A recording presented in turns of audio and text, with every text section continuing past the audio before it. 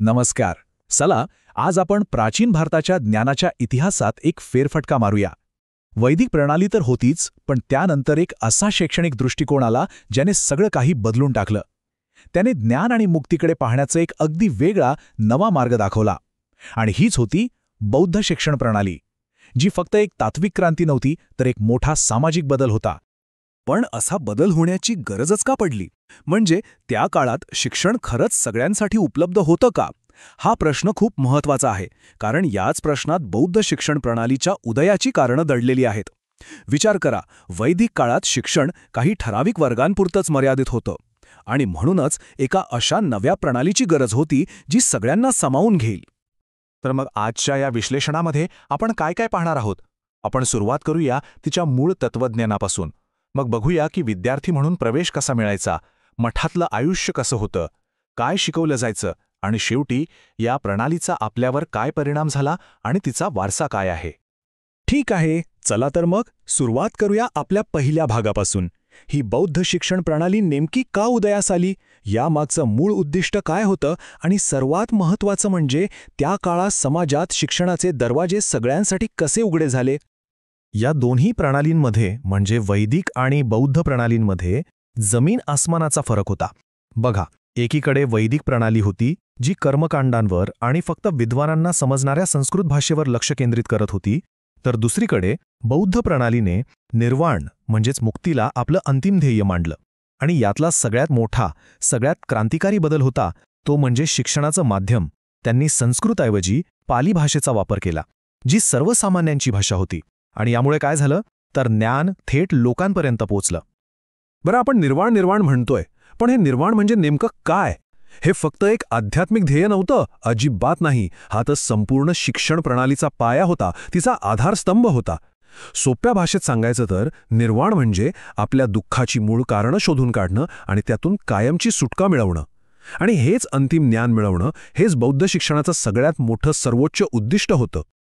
चला आता बघूया की या ज्ञानमार्गावर पहिलं पाऊल कसं टाकलं जायचं, म्हणजे विद्यार्थी म्हणून या प्रणालीत प्रवेश कसा मिळायचा, त्याची प्रक्रिया काय होती.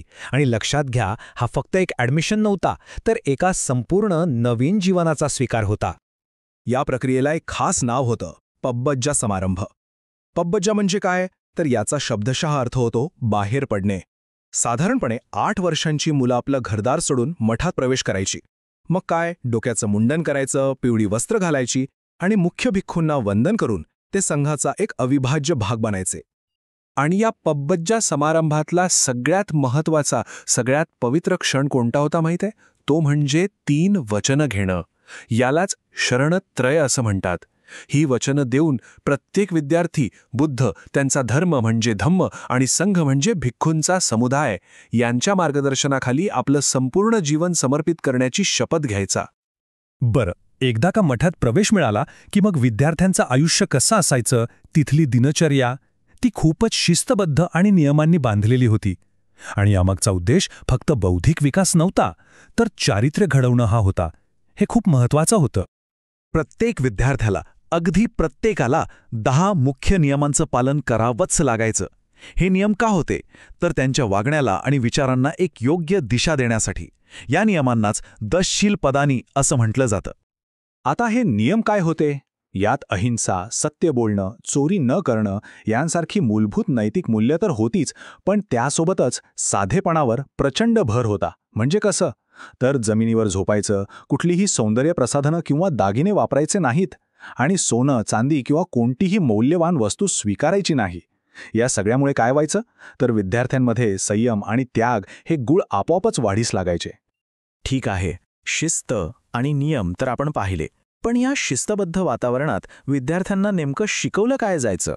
त्यांचा अभ्यासक्रम फक्त धार्मिक ज्ञानापुरताच मर्यादित होता की त्यात इतरही काही विषय होते? चला जाणून घेऊया. तर बघा, शिक्षण मुख्यत्वे 2 स्तरांवर विभागलेलं होतं. पहिला होता प्राथमिक स्तर, जो साधारणपणे 6 वर्षांचा असायचा. यामध्ये विद्यार्थ्यांना पाली भाषेची 49 अक्षरं आणि मग वाचन लिखण शिकवलं जायचं, म्हणजे अगदी पाया पक्का करायचा. आणि त्यानंतर सुरू व्हायचं उच्च शिक्षण, जे 8 ते 10 वर्ष चालायचं. आणि यात काय होतं, तर तत्त्वज्ञान, तर्कशास्त्र, वैद्यकशास्त्र एवढंच नाही, तर राजकारणासारखे गहन विषयसुद्धा शिकवले जायचे. बौद्ध शिक्षणाचे एक खूपच महत्त्वाचं वैशिष्ट्य होतं आणि ते म्हणजे व्यावहारिक ज्ञानावर दिलेला भर. म्हणजे फक्त आध्यात्मिक ज्ञान देऊन थांबले नाहीयेत ते. विद्यार्थी शिक्षण पूर्ण झाल्यावर स्वतःच्या पायावर उभा राहायला पाहिजे यावर त्यांचा कटाक्ष होता आणि याच शिक्षणाला जीविकोपार्जन शिक्षण असं म्हटलं जातं. आणि ही प्रणाली किती व्यापक होती याचा अंदाज यावरून येतो की विद्यार्थ्यांना काय काय शिकवलं जायचं. विणकाम, रंगकाम, चित्रकला, शिल्पकला यांसारखी कलात्मक कौशल्य तर होतीच, पण त्यासोबत शेती आणि पशुपालनासारखं व्यावसायिक ज्ञानही दिलं जायचं. विचार करा, यामुळे विद्यार्थी केवळ विद्वान नाही तर एक कुशल कारागीर किंवा व्यावसायिक म्हणून बाहेर पडायचा.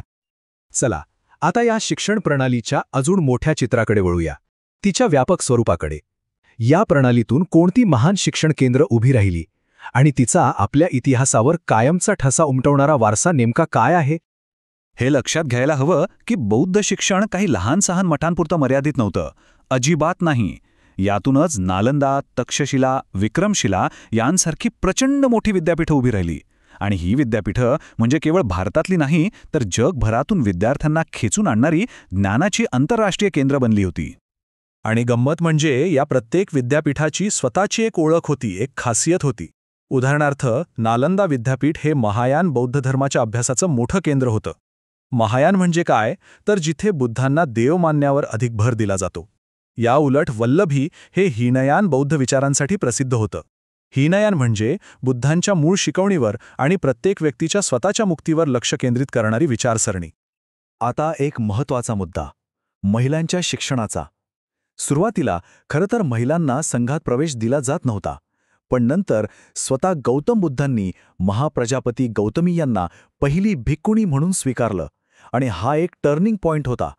या घटनेनंतर स्त्रियांसाठी सुद्धा शिक्षणाचे दरवाजे उघडले गेले आणि त्यांना पुरुषांच्या बरोबरीने शिक्षण मिळवण्याचा हक्क मिळाला. विचार करा, त्या काळात हा किती मोठा सामाजिक बदल असेल. आणि शिकवण्याच्या पद्धती त्यासुद्धा खूपच प्रगत होत्या. फक्त पाठांतर करा आणि घोका असं अजिबात नव्हतं. उलट प्रश्नोत्तरं, गट चर्चा आणि वादविवाद यावर खूप भर दिला जायचा. एवढंच नाही तर विद्यार्थ्यांना चक्क देशभ्रमंतीसाठी पाठवलं जायचं. कशासाठी, तर त्यांनी प्रत्यक्ष अनुभवातून शिकावं यासाठी. ही होती खरी प्रॅक्टिकल लर्निंग. तर थोडक्यात सांगायचं झालं तर बौद्ध प्रणालीने अनेक बाबतीत वैदिक प्रणालीपेक्षा एक पूर्णपणे वेगळा आणि जास्त समावेशक मार्ग निवडला होता. शिक्षण कोणा एका कुटुंबाच्या हातात नाही तर संपूर्ण संघाच्या हातात होतं. भाषा संस्कृत नाही तर लोकांची भाषा पाली होती. आणि सगळ्यात महत्त्वाचं म्हणजे इथे जात धर्माचा अडसर नव्हता. सगळ्यांना शिक्षणाची समान संधी होती. हीच या प्रणालीची सगळ्यात मोठी वैशिष्ट्ये होती आणि यामुळे शिक्षण खऱ्या अर्थाने लोकांपर्यंत पोहोचू शकला. आणि हा सगळा इतिहास आपल्याला एका मूलभूत प्रश्नापाशी आणून ठेवतो. बौद्ध प्रणालीने तर त्या काळात शिक्षणाचे दरवाजे सगळ्यांसाठी उघडले होते, पण आपण आजच्या काळाचा विचार करूया. आज शिक्षण खरंच सर्वांसाठी मुक्तीचं साधन बनलं आहे का? आणि जर नसेल तर ते वापरण्याचा, ते मिळवण्याचा अधिकार नक्की कोणाकडे असायला हवा? नक्कीच विचार करण्यासारखी गोष्ट आहे, नाही का?